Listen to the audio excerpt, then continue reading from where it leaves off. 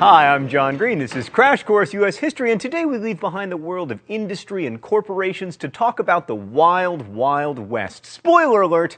You have died of dysentery. And in the process, we're going to explore how all of us, even those of us who are vegans or eat sustainably produced food, benefit from massive agro-business that has its roots in the wild, wild West. The West still looms large in American mythology as the home of cowboys and gunslingers and houses of ill repute and freedom from pesky government interference, but in fact, it was probably not as wild as we've been told. Ugh, Mr. Green, why can't America live up to its myths just once? Because this is America, me from the past, home to Hollywood and Gatsby and Honey Boo Boo. We are literally in the myth-making business.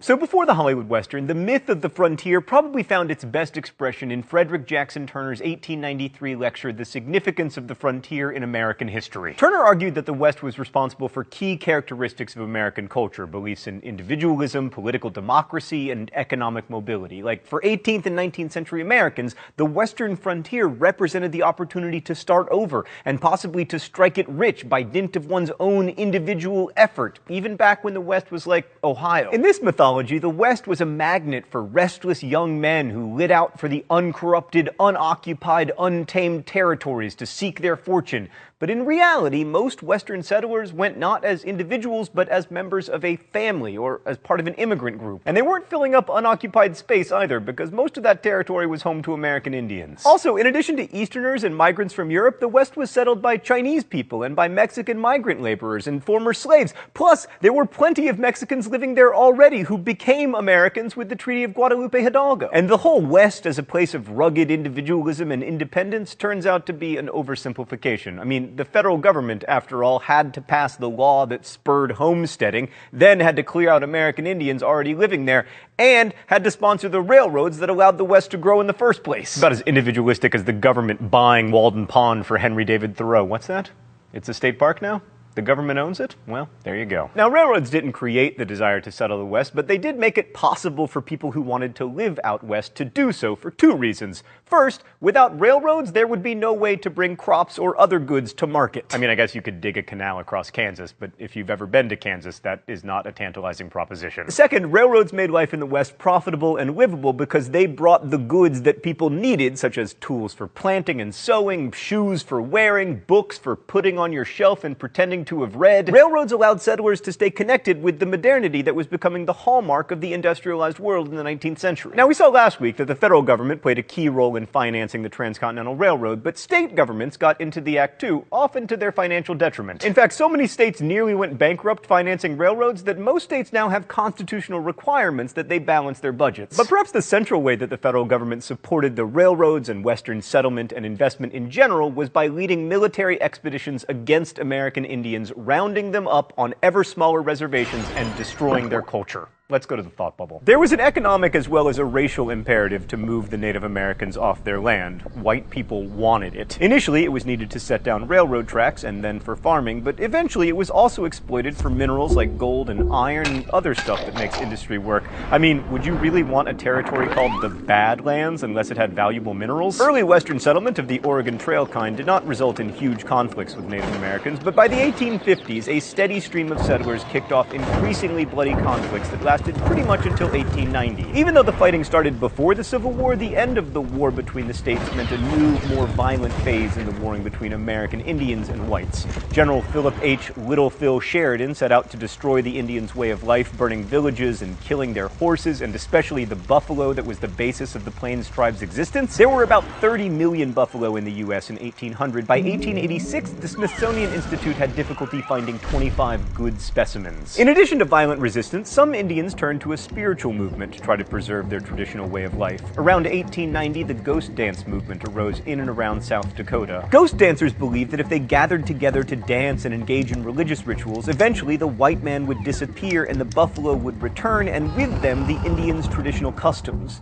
But even though a combined force of Sioux and Cheyenne warriors completely destroyed George Custer's force of 250 cavalrymen at Little Bighorn in 1876, and Geronimo took years to subdue in the Southwest, Western Native Americans Americans were all defeated by 1890, and the majority were moved to reservations. Thanks, Thought Bubble. Boy, this Wild West episode sure is turning out to be loads of fun. It's just like the Will Smith movie. All right, Stan, this is about to get even more depressing, so let's look at like some pretty mountains and western landscapes and stuff while I deliver this next bit. So in 1871, the U.S. government ended the treaty system that had, since the American Revolution, treated Native Americans as if they were nations. And then, with the Dawes Act of 1887, the lands set aside for the Indians were allotted to individual families rather than to tribes. Indians who, quote, adopted the habits of civilized life, which in this case meant becoming small-scale, individualistic Jeffersonian farmers, would be granted citizenship, and there were supposed to be some protections to prevent their land from falling out of Native American possession, but these protections were not particularly protective, and much of the Indian land was purchased either by white settlers or by speculators. After the passage of the Dawes Act, Indians lost 86 million of the 138 million acres of land in their possession. Oh boy, it's time for the mystery document.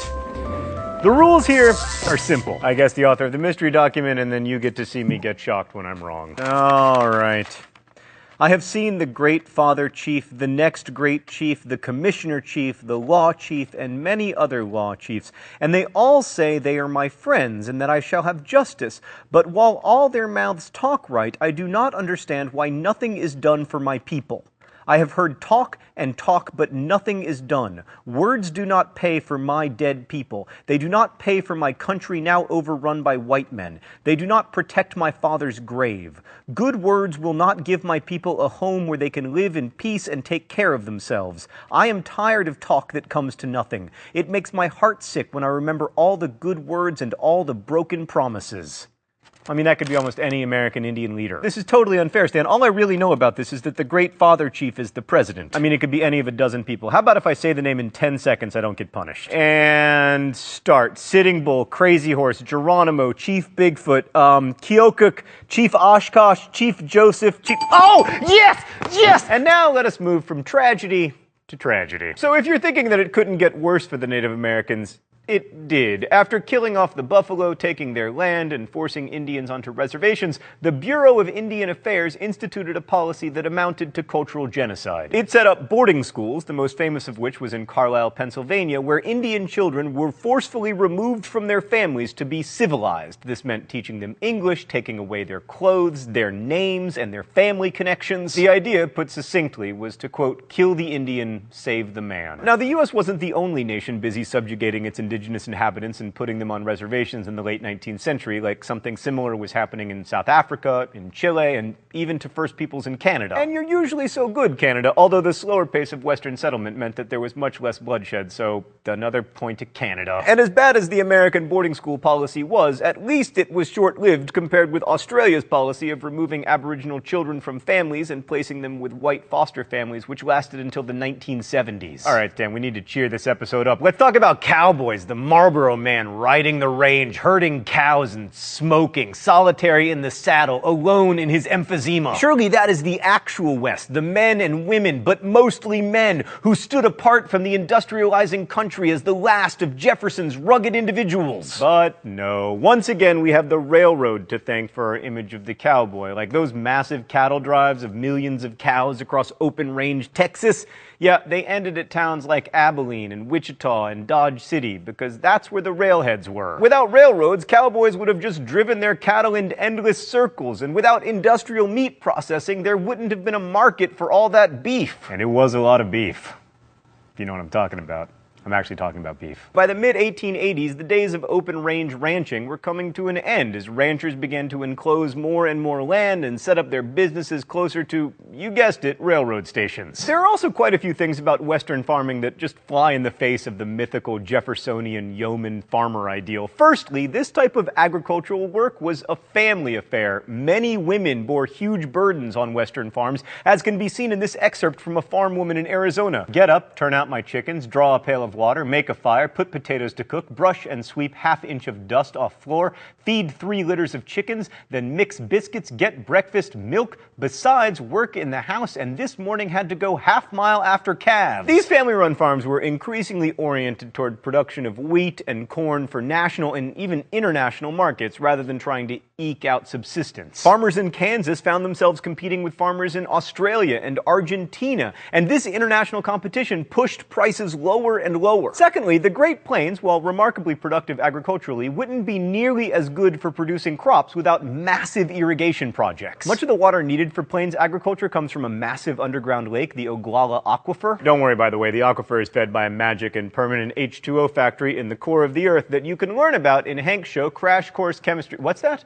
It's going dry? My God, this is a depressing episode. Anyway, large-scale irrigation projects necessitate big capital investments and therefore large, consolidated agricultural enterprises that start to look more like agribusiness than family farms. I mean, by 1900, California was home to giant commercial farms reliant on irrigation and chemical fertilizers. Some of them were owned not by families, but by big corporations like the Southern Pacific Railroad. And they were worked by migrant farm laborers from China, the Philippines, Japan, Mexico. As Henry George, a critic of late 19th century corporate capitalism, wrote, "California is not a country of farms, but of plantations and estates." When studying American history, it's really easy to get caught up in the excitement of industrial capitalism with its robber barons and new technologies and fancy cities, because that world looks very familiar to us, probably because it's the one in which we live. After all, if I was running a farm like that Arizona woman I talked about earlier, there's no way I could be making these videos because I'd be chasing my calves. I don't even know what a litter of chickens is. Is it 4 chickens? 12? 6? It's probably 12 because eggs do come in dozens. The massive agricultural surplus contemporary farms create and the efficient transportation network that gets that surplus to me quickly makes everything else possible, from YouTube to Chevy Volts. And no matter who you are, you benefit from the products that result from that massive surplus. That's why we're watching YouTube right now. So agriculture and animal husbandry did change a lot in late 19th century America as we came to embrace the market-driven ethos that we either celebrate or decry these days. And in the end, the Wild West ends up looking a lot more like industrial capitalism than like a Larry McMurtry novel. The Wild West, like the rest of the industrialized world, was incentivized to increase productivity and was shaped by an increasingly international economic system. And it's worth remembering that even though we think of the Oregon Trail and the Wild West being part of the same thing, in fact, they were separated by the most important event in American history, the Civil War. I know that ain't the mythologizing you'll find in Tombstone, but it is true. Thanks for watching. I'll see you next week. Crash Course is produced and directed by Stan Muller. Our script supervisor is Meredith Danko. The associate producer of the show is Danica Johnson. The show is written by my high school history teacher, Raul Meyer, Rosiana Hals-Rojas, and myself, and our graphics team is Thought Cafe. Every week there's a new caption for the Libertage. If you'd like to suggest one, you can do so in comments, where you can also ask questions about today's video that will be answered by our team of historians. Thanks for watching Crash Course. If you enjoy it, make sure you subscribe, and as we say in my hometown, don't forget to be awesome. Oh, I didn't get a good push.